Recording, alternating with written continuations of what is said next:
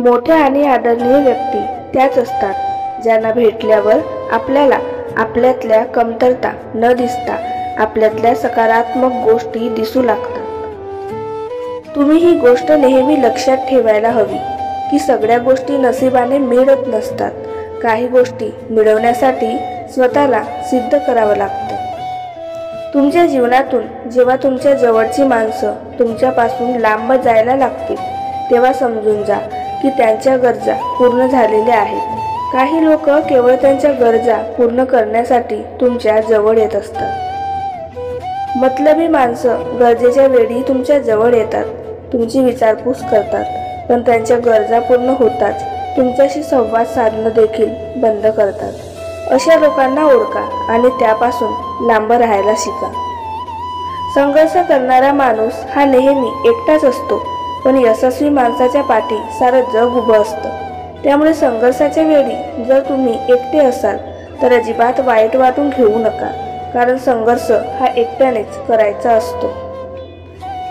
आयुष्यात जेव्हा लोक तुम्हाला मागे खेचायला लागतील तेव्हा समजून जा तुम्ही आता यशाच्या अगदी जवळ पोहोचलेले आहात, कारण जेव्हा तुम्ही यशाच्या अगदी जवळ पोहोचलेले असता तेव्हाच लोक तुम्हाला मागे खेचायला येतात। साधी माणसं नेहमी फसवली जातात कारण ती चुकीच्या माणसावर विश्वास ठेवतात। आयुष्यात साधं सरळ असणं वाईट नाही, पण जर तुम्ही फसवले जात असाल तर वेळीच सावध व्हा। खूप जुनी गोष्ट आहे। हिमालयातल्या एका गावात 3 भिक्षू राहत होते। त्यांचं नाव फारसं कोणालाही माहीत नाही, कारण त्यांनी आपली खरी ओळख नेहमी लपवून ठेवली होती। त्यांनी स्वतःबद्दल कोणाला फारशी माहिती दिलीच नाही। त्यांना हसणारे भिक्षू म्हणून लोक ओळखायचे, तेवढीच त्यांची ओळख होती। ते कुठल्याही गावात जायचे, तिथल्या मुख्य बाजाराच्या मध्यभागी जाऊन जोरजोरात हसायला लागायचे। त्यांचं हसणं अगदी मनमुराद असायचं, त्यात खोटेपणा नव्हता, ते मनापासून हसायचे। हळूहळू लोकांचे लक्ष त्यांच्याकडे वेधलं जायचं, त्यांच्या भोवती गर्दी जमायला लागायची।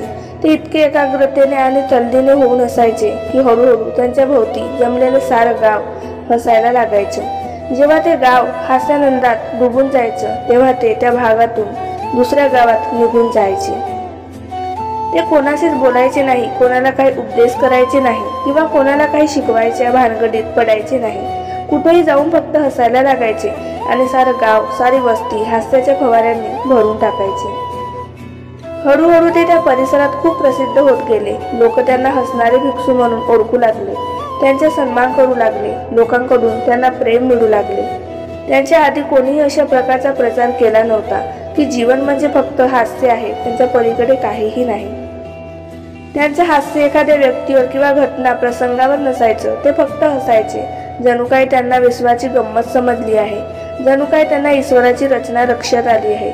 त्यांनी एका शब्दाचाही वापर न करता संपूर्ण परिसरात इतका आनंद पसरवला जितका आजपर्यंत कोणालाही पसरवता आला नव्हता। लोक त्यांना त्यांची ओळख विचारायला जायचे आणि ते हसायला लागायचे। त्यांची तीच ओळख निर्माण होत गेली, 3 हसणारे भिक्षू। सगळ्या हिमालयात फिरून फिरून आणि लोकांचं आयुष्य आनंदाने भरून कालांतराने ते म्हातारे होत गेले। एके दिवशी ते एका गावात मुक्कामासाठी थांबलेले असताना त्यांच्यापैकी एका भिक्षूला मृत्यूने आपल्या सोबत खेचून नेलं। सगळं गाव स्तब्ध झालं होतं। गावकऱ्यांना वाटत होतं आपल्या सोबतच्या मरणाने आता यांचं हास्य कायमचे थांबले। इतक्या वर्षात पहिल्यांदा यांच्या डोळ्यातून अश्रू तरळलेले दिसतील आणि हे बघण्यालायक असेल, कारण आजपर्यंत हास्य व्यतिरिक्त इतर कुठलीही भावना त्यांच्या चेहऱ्यावर दिसलेली नव्हती। जेव्हा सकाळ झाली तेव्हा संपूर्ण गाव तिथे गोळा झाला आणि त्यांना आश्चर्याचा मोठा धक्का बसला। दोन्ही भिक्षू मेलेल्या भिक्षूच्या पेटाजवळ उभं राहून जोरजोरात हसत होते। त्यांचं हसणं इतकं दिलखुलास होतं की आजपर्यंत कोणीही त्यांना अशा प्रकारे हसताना बघितलं नव्हतं। गावातल्या वयस्क मंडळींनी त्यांना समजावण्याचा प्रयत्न केला की जो मेला आहे तो त्यांचा सोबती होता, त्याच्या मृत्यूवर त्यांचं हसणं असं योग्य नाही। भिक्षूंनी ते ऐकलं आणि आज पहिल्यांदा त्यांच्या मुखातून शब्द बाहेर पडले। ते म्हणाले, आम्ही हसतो आहोत कारण जो मेला तो जिंकला आहे। आम्ही नेहमी विचार करायचो की कोण आमच्यातले सर्वात आधी मरेल, पण आज याने पहिल्यांदा मरून आम्हाला हरवलं आहे। आम्ही हसतोय ते आमच्या हरण्यावर आणि त्याच्या जिंकण्यावर। शिवाय आम्ही इतकी वर्ष एकमेकांच्या सोबत राहिलो, एकत्र हसलो, एकमेकांच्या सोबतीचा आम्ही पुरेपूर आनंद घेतला। त्याला निरोप देण्याची आता ह्याहून चांगली दुसरी पद्धत काय असू शकेल? आणि तसंही आमच्याकडे आहेच काय? आम्ही केवळ हसू शकतो, पण सारं गाव दुःखात लोटलं होतं। भिक्षूच पार्थिव जेव्हा अंतिम संस्कारासाठी चितेवर ठेवण्यात आलं, तेव्हा मात्र सारं गाव आश्चर्याने स्तिमित होऊन गेलं, कारण केवळ ते दोन्ही भिक्षूच हसत नव्हते, तर तिसऱ्या मेलेल्या भिक्षूच्या चेहऱ्यावर देखील हास्य फुललेलं होतं।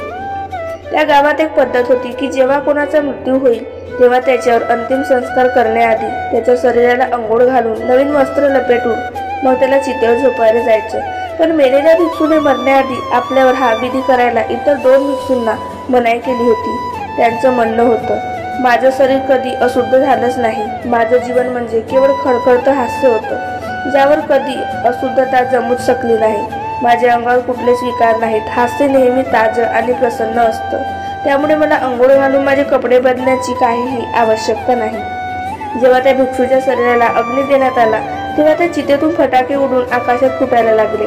सगळं आकाश रंगाने भरून गेलं। त्या भिक्षूने आपल्या मरणाची वेळ जवळ येताच हे फटाके आपल्या कपड्यांमध्ये लपवून ठेवले होते।